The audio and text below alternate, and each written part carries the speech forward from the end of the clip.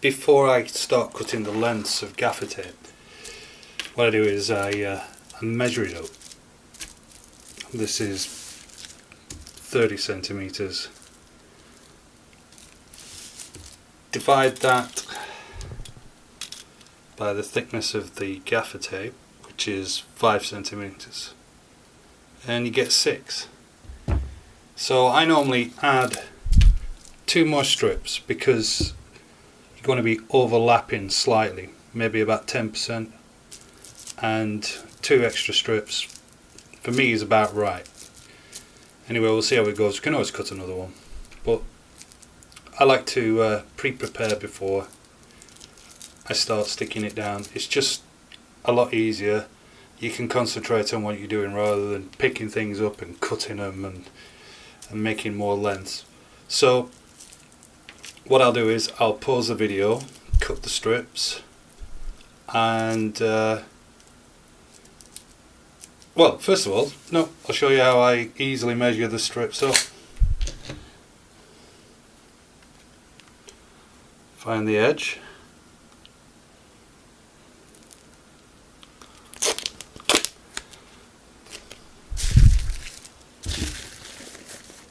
Just lay it on its back, the tape.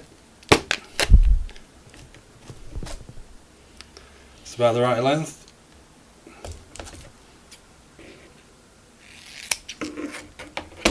One strip's made. And then I just stick that to a plastic box that I've got over here. Nice and hangs down. Like I said, pause the video, I'll cut all the strips I need and then start sticking it on top of the BubbleGaff. Right, so I've cut the strips of gaffer tape to length, and now what I'm going to do is I'm just going to have a quick feel of the BubbleGaff itself. I did this earlier, but I'm just showing you, just to make sure there's not any popped bubbles. I'm pretty sure there isn't. I checked it first. And the way that I work with it is I put strips across one way, and there's a good reason for this. Some of these pieces of BubbleGaff, some types of it, are perforated so that they tear really easily, and I normally go one way with the gaffer tape, and then when I do the other side I come down with the strips, and that way you've got a sort of like a lap over. Makes it tougher, makes it stronger. So I'm not going to bore you with watching me sticking gaffer tape on here, but I'll put a couple of strips on. I normally work as close to the edge as I can, but there is going to be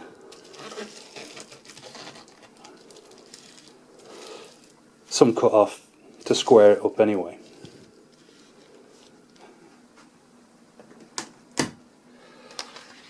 I do it by eye. The good thing about it is it doesn't stick straight away. Gaffer tape tends to get, well, the adhesive tends to set a bit like normal glue and becomes, well, stronger over a period of time. So I'm just weighing it up and probably going about, I don't know, 5%, 10% overlap.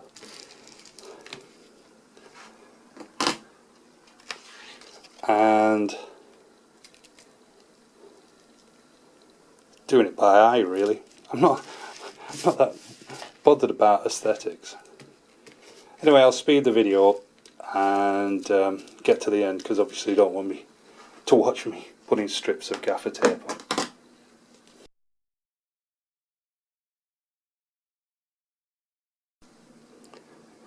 So it turned out that I actually needed 7 strips rather than 6, but it doesn't matter.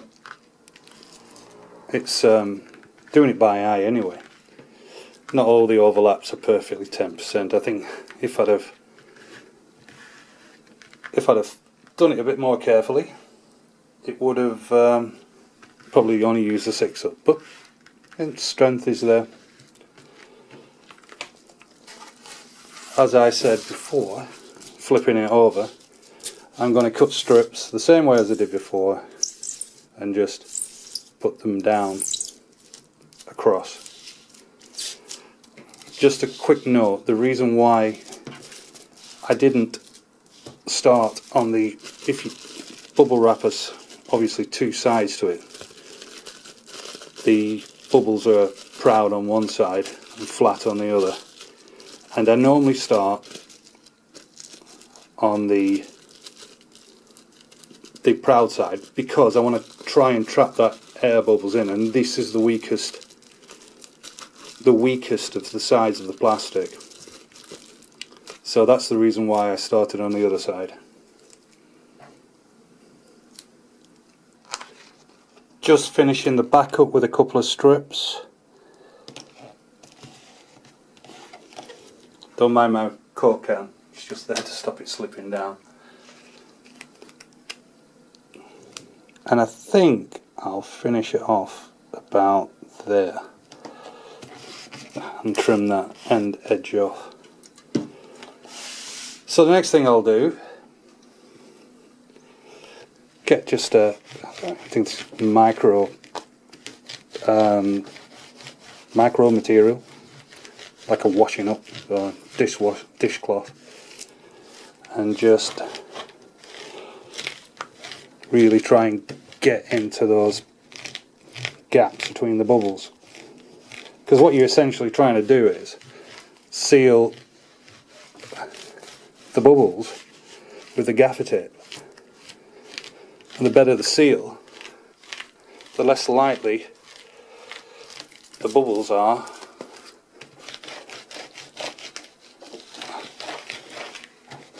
to burst. Sorry, I find it difficult. I don't do a lot of YouTube videos, and I find it difficult to talk at the same time as I'm doing something, which most of my friends will tell you is not true, but in this instance it is. Nice layer, well, a nice sheet of BubbleGaff, ready for the next project. Thanks for watching. Hope you enjoyed it. I don't know about enjoy, but if you did like it, please give us a like and check out my YouTube channel. Maybe even subscribe if you want to, and also check out BubbleGaff.com, where I'm steadily putting more and more videos of the things that I make with the BubbleGaff, and hopefully if you do make something, get it on there. I'll be happy to show the photographs on the website. So yeah, thanks for watching. Catch you in the next video.